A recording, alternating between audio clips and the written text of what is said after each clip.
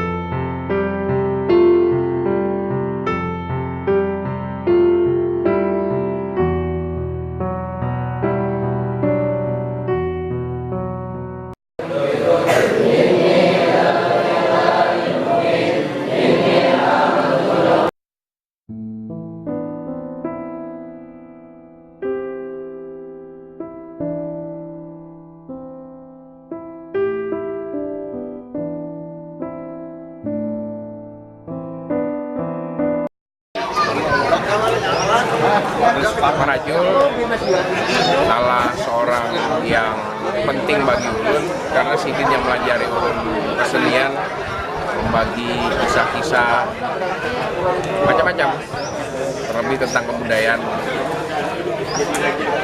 dan Sidin Usul Khotimah. Amin. Beliau adalah seniman besar yang memiliki kalsel. Beliau adalah maestro Mamanda. Kita banyak belajar dari beliau tentang seni, budaya, juga hal-hal kehidupan lainnya. Kita terus terang, terutama yang di Bali Baru, kehilangan beliau. Beliau banyak menginspirasi anak-anak muda yang ada di Banjarmasin dan Kalimantan Utara. Kita berdoa mudah-mudahan beliau Husnul Khotimah serta baik demikian.